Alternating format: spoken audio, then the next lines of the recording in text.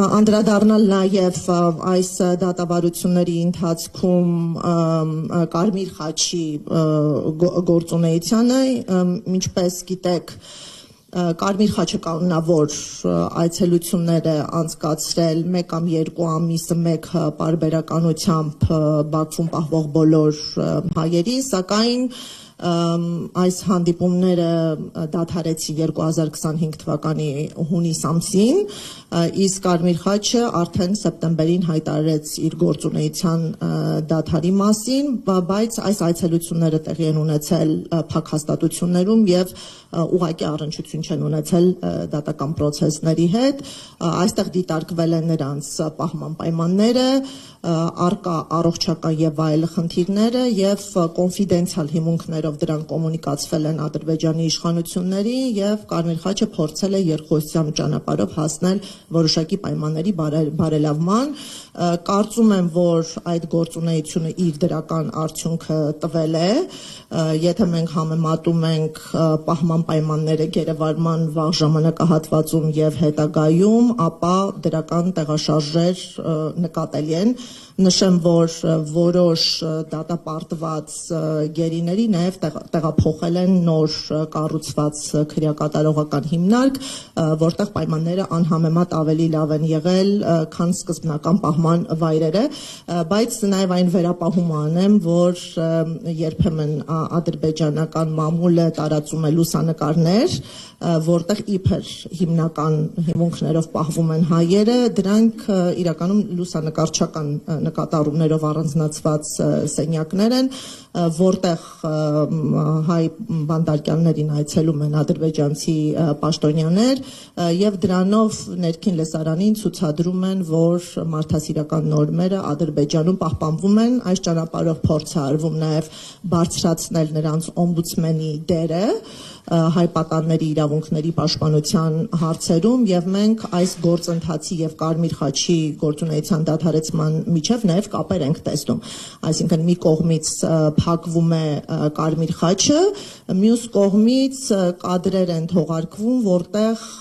օմբուդսմենի այցելությունները դիտարկվում են որպես փոխարինող արդյունավետ միջոցներ, մենք այս մոտեցումը ընդհանրապես չենք կիսում եւ մեր միջազգային գործընկերներին էլ տեղեկացրել ենք, որ օմբուդսմենական ինստիտուտը Ադրբեջանում անկախ չէ, անկախության փարիզյան սկզբունքներին չի բավարարում եւ որևէ աջակցություն այս ինստիտուտի կողմից չի կարող բավարար լինել։ Նշեմ, որ արդեն նոյեմբեր ամսին դատական նիստերը թևակողեցին եզրափակիչ փուլ, որտեղ մենք լսեցինք նաև առաջարկվող պատժատեսակները, բոլորի առնչությամբ պահանջվեց ղեկավարության ցմահազատազրկումը, միայն օրենսդրական հանգամանքով պայմանավորված 65 տարին լրացած երկու ռազմաքաղաքական ներկայացի առնչությամբ պահանջվեց 20 տարի ազատազրկումը։ Եվ մենք նաև հոկտեմբեր ամսին ունեցանք կարևոր զարգացում, երբ Ռուբեն Վարդանյանը հրաժարվեց մասնավոր փաստաբանի ծառայություններից, հստակ ներկայացնելով շարժառիթը, դա կապված էր պաշտպանությունը կազմակերպելու անհնարինության հետ, ըստ էության 400 հատորը գերազանցող ծավալի նյութեր էին ներկայացվել, որը գերազանցում է 100,000 էջը, ընդ որում այս նյութերը օգտագործվել են ոչ միայն Ռուբեն Վարդանյանի, այլ նաև 15-ի դատավարություններում եւ այս մեծածավալ նյութերը թարգմանված չեն եղել հայ ամբաստանյալներին հասանելի լեզուներով, ավելին դրանց ծանոթանալու հնարավորություն չի տրվել, նախ օբյեկտիվ հնարավորություն ժամանակի առումով եւ մյուսը բազմաթիվ փաստաթղթեր նաեւ կլասիֆիկացված են եղել որպես օրինակ գաղտնի տեղեկություններ եւ այստեղ էլ դրվել են լրացուցիչ սահմանափակումներ եւ ակնկալվել է, որ առանց մեղադրական եզրակացությանը ծանոթանալու, առանց գործի նյութերին ծանոթանալու հայերը պետք է կազմակերպեն ձևական պաշտպանություն, բոլոր այն միջնորդությունները, որոնք ուղղված են եղել իրական պաշտպանությանը մերժվել են, Այսինքն կողմերի իրավահավասարության, զենքերի հավասարության սկզբունքը եւս պահպանված չի եղել եւ այստեղ անտրամաբանական է դարձել ձևական պաշտպանություն կազմակերպելը եւ մասնավոր փաստաբանը էր գրավել հենց այդ նպատակներով, նրա գործունեությունը եւս խոչընդոտվել է եւ արդեն անառարկական է դարձել որևէ պաշտպանության կազմակերպումը մինչև այս ազատումը մենք կարողացել ենք ավելի հանգամանալից տեղեկություններ ստանալ դատավարությունների վերաբերյալ, սակայն հոկտեմբեր ամսից սկսած միակ աղբյուրը դարձել են պաշտոնական լրատվամիջոցները։ Եվ արդեն գիտեք դեկտեմբերի 26-ին տեղի ունեցավ 15-ի դատավարության վերջին նիստը, դատավարությունը ավարտված է, այս գործով դատարանը գնացել է խորհրդակցական սենյակ եւ մենք ակնկալում ենք այս ամսվա ավարտին ունենալ դատավճիռ։ Հետաքրքրական զարգացում տեղի ունեցավ Ռուբեն Վարդանյանի գործով, 27-ին նշանակված էր նիստը, որի ընթացքում պետք է տրվեր վերջի խոսքի իրավունք,